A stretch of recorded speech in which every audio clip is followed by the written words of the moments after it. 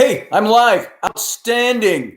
I needed to check this out. I have never gone live from YouTube before, and I'm going to start doing that. I'm taking a little bit after my brother Jeffrey Dougherty and also Rocky Stucci. I'm going to try doing some live broadcasts right here on my video section at my YouTube page. And so I don't know if anybody is actually going to see this right now. Wait, what's this say? New hold, potentially inappropriate messages for review. Chat messages, blah, blah, blah. Okay, I can turn that on. All right. I don't think anybody's watching because I didn't announce I'm doing this. This is just a test to see if this really works. And there's Heather to go. And thought I'd give it a try. It says my connection is unstable and to wait while they try to reconnect my connection. But I'm taking a little, what would you call it, a little page out of the Jeffrey Dougherty and Rocky Stucci book. And I'm going to start doing some live programs right here on my YouTube channel. If you look down at all my videos, you'll see I haven't posted a video for several months. And that's mostly because I've just been too damn busy. And so it's going to be interesting to go ahead and just take a few minutes every day and start doing something here live. And Francis Smith, how you doing? Good to see you. Kathy, how are you? Good to see you too. So if you missed the beginning, just 2-3 minutes ago, I had the idea to go live just to see how this all works on my YouTube, as most of the guys I broadcast with already do this themselves. So now I'm live. I'm seeing that it's working. I don't really have a topic today other than to say I'm giving this a shot to see how well it works on YouTube. As you know, I used to do radio with Rocky Stucci, radio with John Ward prior to that, did radio with Jeff all the time. And many times we went broadcast radio, but we co-broadcasted on Facebook, places like that, so people could see what's going on behind the scenes. And so now that we've got YouTube, I've never broadcast from here before, and I was just making sure it worked from my end. And lo and behold, Shazam, gadzooks, here I am. So I'm talking too fast. I'm out of breath because I'm just excited about the fact that I can do this. All right. So, you know what I don't want to do is I don't want to put up a show that's going to conflict with Jeff's live times. Rocky's times are 11 o'clock at night, so I'm good with that. So what I'm going to end up doing is trying to find a good open slot during the day and start doing some live things. So if you have not joined my channel, go click on the little red bell that will give you announcements. Well, if you've joined my channel but haven't clicked on that, that will announce if I'm going to go live. And I'll try to see if I can do pre-videos that will let you know that certain times that we're going to come on. You don't need me, Mom. I don't know who that is. So it's good to see you here, seeing me on. And as I said, I'm not really talking about anything right now. I'm just checking out the site. Got to see how this works for YouTube. If you haven't seen my videos, you can go down into my video section here on my page. Just scroll through, take a look. If things look interesting to you, take a peek at them. You'll see the last video that I posted was one that said something about the Alamo coming soon. Now, frankly, folks, that was last July that I was at the Alamo and did some filming, and I've got all kinds of films and audio and video from that I need to still edit and go through. And I put up the coming soon about 5 or 6 months ago to say, hey, folks, this is coming soon. I'm just going to light a fire under my ass too to get that stuff done. But I didn't get it done yet, and my video page has lain fallow for several months, which is a big no-no. So one of these days, that'll be coming back to you. And maybe one of these videos during the day, I'll talk about what happened at the Alamo and what's going on there. That was my first time there, and I was very impressed. First of all, I love history.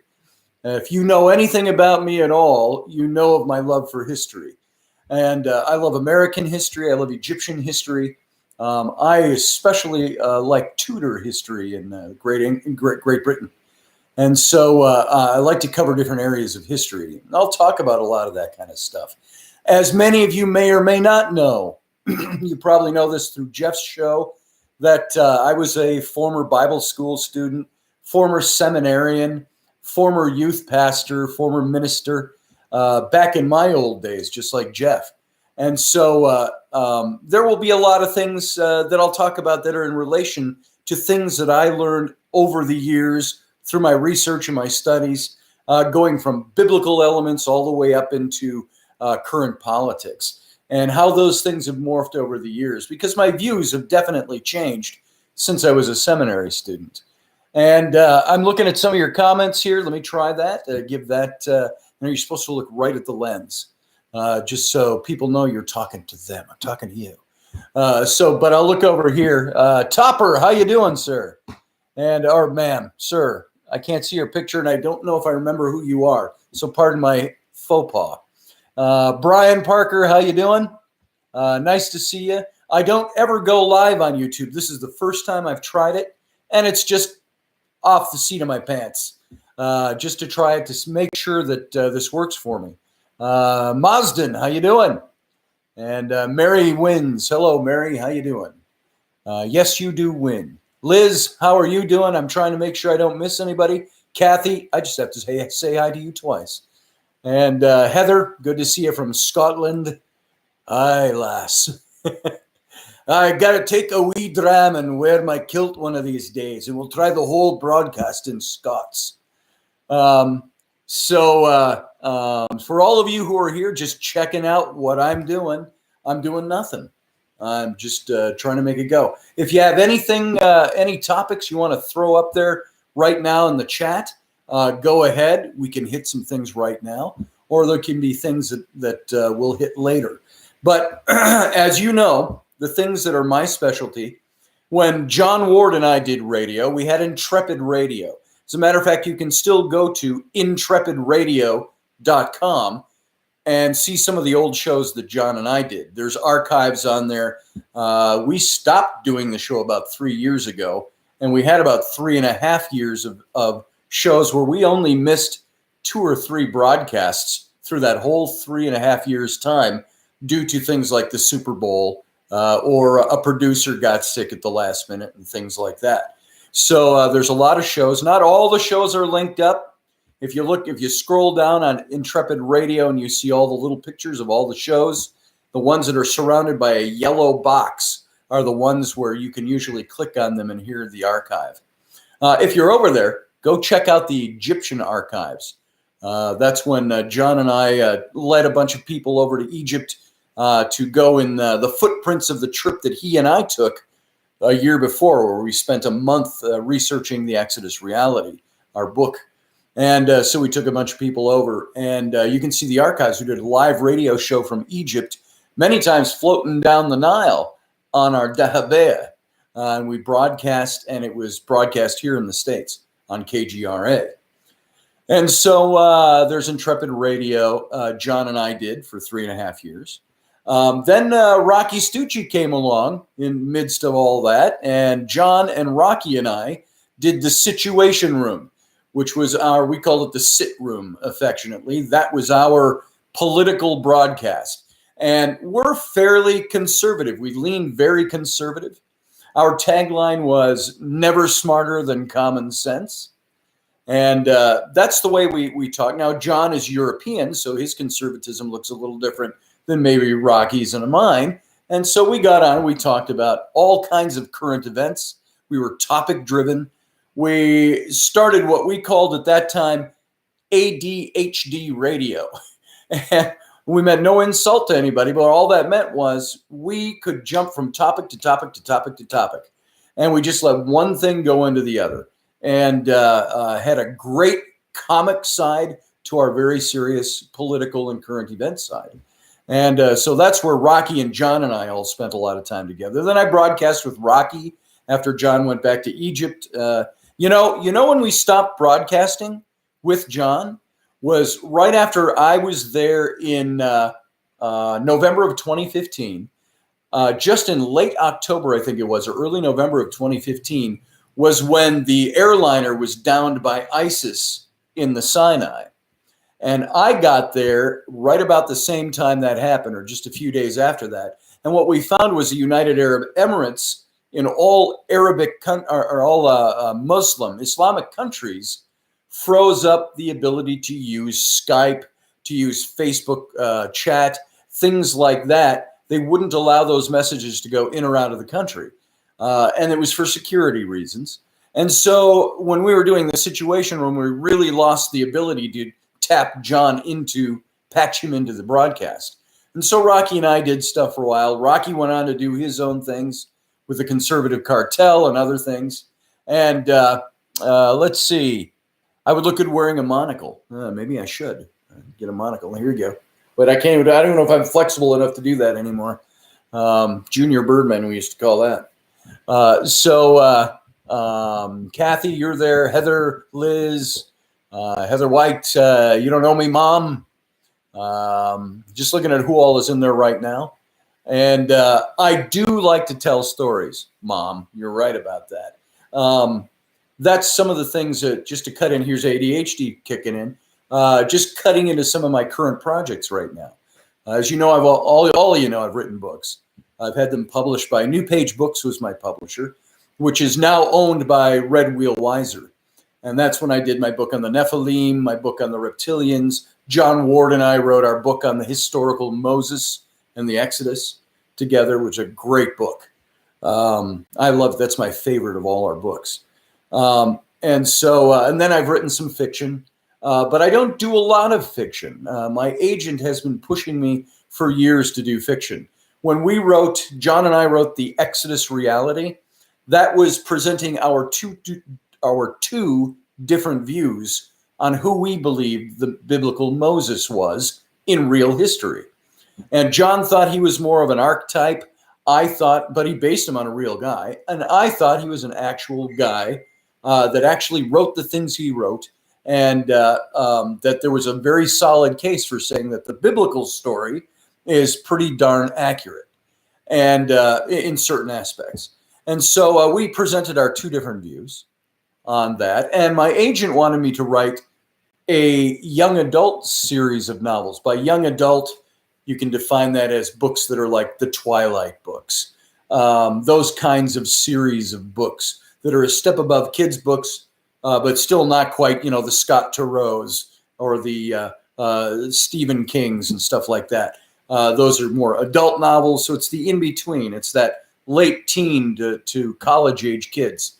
And so she wanted me to write a trilogy of books on my character out of history, Senenmut, who I believe was the historical Moses. And so I started work on that, and I set that aside. I just didn't have time for it. Right now I'm working on a novel, a young adult's novel. Some of you have seen some of the graphics I've put up. And this is just not a big advertisement. Like I say, for those of you joining late, I'm just testing this out today. Don't even have a topic. I'm just blethering at the mouth. And so I'm just updating you on the things I'm involved with. So I'm writing this novel, The 10 Breaths of Ra, which deals with my two characters. It's Danielle Badcock and Dr. Eileen Byrne. And these two characters are living in the 1920s in Egypt. She's an archaeologist. He's a British Romani whose family has become aristocrats. And it's all the adventures they have together. And so this book is all filled with Egyptian history. It's 1920s, just before Howard Carter would have discovered the tomb of King Tut. So it's that era of the late explorers, early modern archaeological age. And so it's all the adventures they get to do, supernatural, historical, so on and so forth. So I'm in the midst of that, trying to finish that for my agent right now. And I'm also doing lots of illustration, lots of design.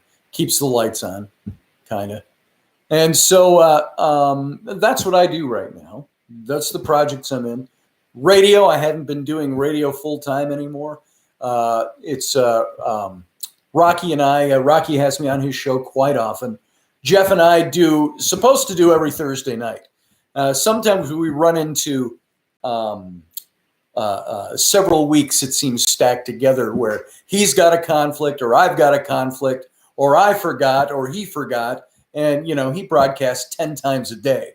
So it's very easy for Jeff to go, oh, I was supposed to be on with Scotty tonight.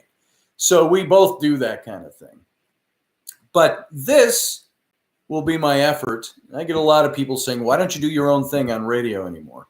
Well, it's not really radio anymore, but I'll do some broadcasts here. So here, let me look back and see if anybody had anything they wanted to mention. Why did I stop Intrepid? Heather White, if you're talking about Intrepid Radio, we stopped Intrepid Radio because Jon was over in Egypt. I was here in central United States. For Jon, when he was in Egypt, it was 7 or 8 hours ahead, depending on if we're in the middle of daylight savings time. So it was either 8 o'clock. It was either 3 in the morning for Jon or 4 in the morning for Jon, because we were doing live broadcasts, and we very rarely pre-recorded. We really only pre-recorded when we had guests that couldn't meet our show schedule. So it just got to the point where when Jon was over there and their discoveries at their site, Gebel El Silsila, were mounting, and they were putting Gebel El Silsila back on the page in Egyptian archaeology. And it just got too much. We had too much on our platters. So we ended that show. We tried to end it gracefully and said, we'll be back one of these days. And then we picked up and started doing the Situation Room with Rocky.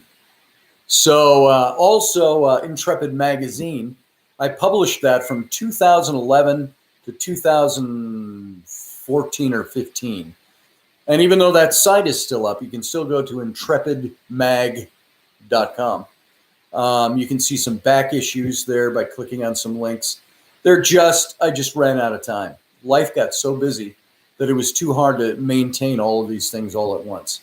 And we had a good subscribership, but Intrepid Magazine never quite got to that point where it was sustaining itself. And so maybe one of these days we'll pick it up again and do something with that. Hope that answers your question, Heather. By the way, I met Heather when I was the editor-in-chief at TAPS Paramag.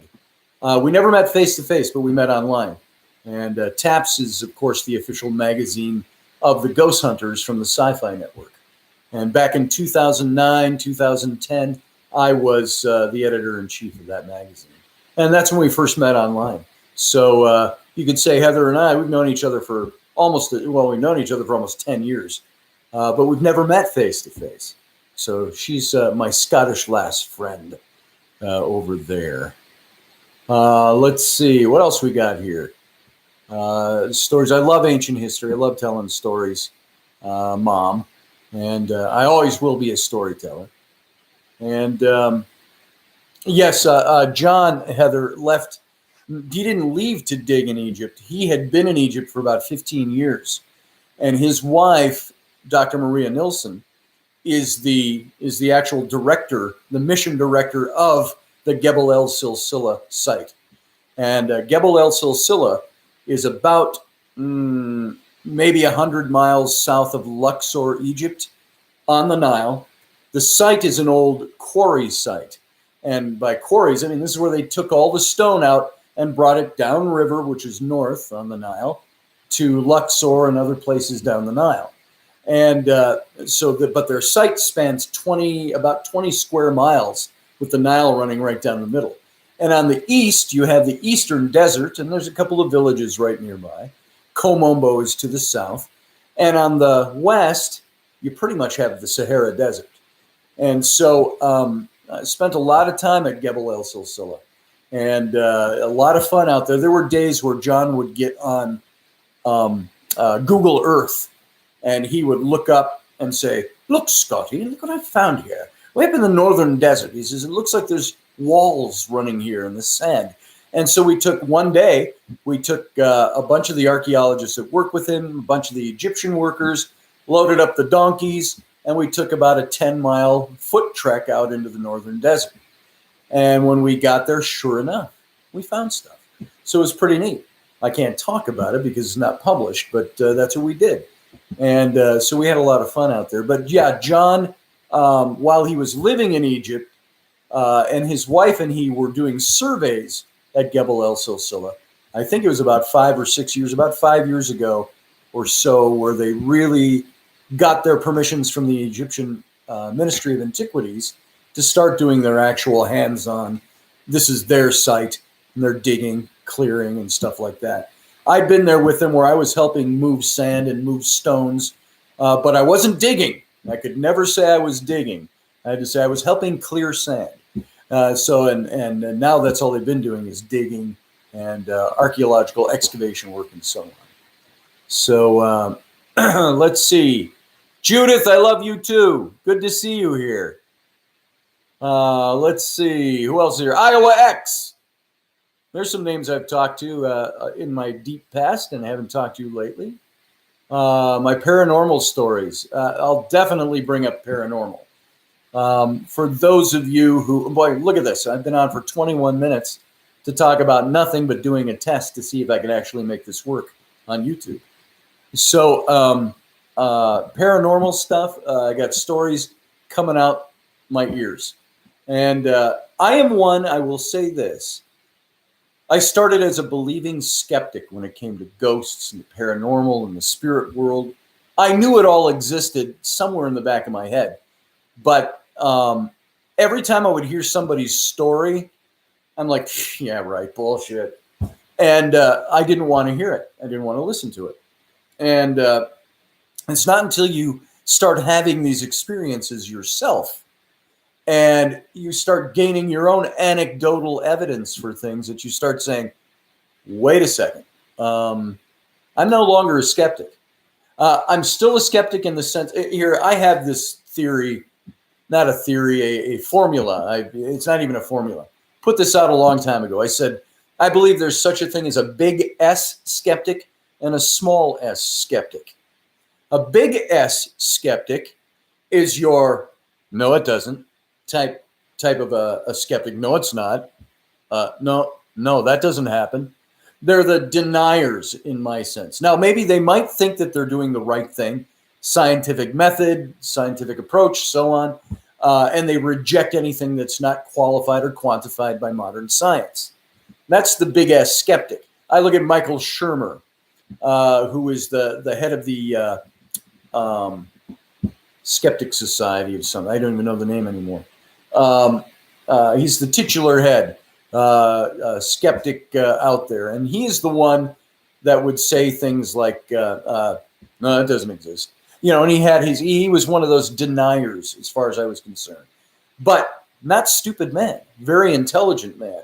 Just one that's saying, I haven't experienced that. Well, as it so happens, since he was doing that, he's had, just a couple of years ago, had a paranormal experience that he could not explain. And he came out, he didn't come all out and say, everybody I disagreed with before, I now agree with. He just came out and said, you know, I understand where people are coming from because there are things now that I have experienced that I cannot explain away with my science or my skepticism. So that's a big S skeptic. The big S, the big deniers, the big, got to have extraordinary evidence to explain, extraordinary claims require extraordinary evidence. And I do agree with that. But then there's the small S skeptic. Now that's what I am, and a lot of people I know. It's that I question things all the time. I don't want to be told what to believe, either by the supernatural, paranormal side, or by the scientific side. I would rather experience that. I feel I'm a fairly pragmatic kind of guy. I need to touch it, see it, taste it, feel it, handle it to know it's true, and to put my faith in it, if you will. And that's saying a mouthful for somebody who my whole life began as one in faith, in the biblical faith, in ministry. That's where I was. And now I'm totally the opposite of that. There are things that have changed me completely, and I moved away from that. And that's gone into everything. So I'm a small S skeptic. I will not deny, but I will say, show me. Show me the proof. Show me the facts. There are certain things I want to believe, but I need to see them to believe them. So there's a difference. The big S skeptic, the small S skeptic. I'm a small S skeptic. What are you? Rick Delaney. Rick and Delaney. Rick, I don't know if it's, you clarified this for me once before. Rick and Delaney Jackson, correct? So I never know who I'm talking to. It's like I'm talking to a dichotomous being out there. So good to see you, Rick and Delaney. Judith Nolan, there you are. Thanks. Let's see what else we got. Mary Wins, I've seen you here already. Said hi. I think I've said hi to everybody that's here, and I don't even know how many people. 18 people are here. So there we go. So if there's anything else you want to talk about right now, we can do it. Otherwise, I'll save it, and sometime in the next week or so, I'll try to formalize what I'm doing here. Might name it, Scotty Live. Something like that. I don't know why. We'll name it something that's fun. Maybe you can throw in some input on that. Judith has listened to me for years. Thanks, Judith. I sure appreciate that. Judith, were you around when I was doing radio with Len Lamphir? Do you remember that name? Folks, I was doing paranormal radio, which really hit its zenith during the time of, think Ghost Hunters on television in the mid 2000s. Paranormal radio was really hitting its prime. And Live with Scotty, yeah, there you go. But I was doing paranormal radio back in 1999 and 2000 with a guy that was my partner. We parted ways. That's a long, sordid tale, but we'll leave it at that. And so I was doing it back at that time. That's where I cut my teeth on talking to guys like Stanton Friedman, if you know who Dr. Stanton Friedman is, in the UFO community, with Bruce Cornett, I could name a bunch of names that are not at the tip of my tongue right now. But that's where I really broke my teeth on doing paranormal radio. Then I started doing some radio with, did the Great Lakes thing, Darkside Radio or something like that. I can't even remember the name. But they wanted me to do a paranormal radio show. And I said, I'll only do paranormal radio if you also let me do my political radio. So when I started that effort, we're talking back over 10 years ago, I would do an hour of political commentary and a second hour with interviews with persons in the paranormal, the ufological community, stuff like that. And what really got me going with that was when I was with the Ghost Hunters doing their magazine, I met all these people. And I went to all the public events, and I met all these people, and that's how my publisher finally picked me up, and they started publishing my books. I met all these authors and all these pundits in these fields. And so I was able to, when I was doing my radio show with the politics first, then I'd interview people like John Zaffis, like Jason Hawes, Grant Wilson, Scotty Grunwald. And the names would just keep going. Amy Bruni, Chris Williams, because I worked with them kind of from a distance on the magazine. I was part of that organization.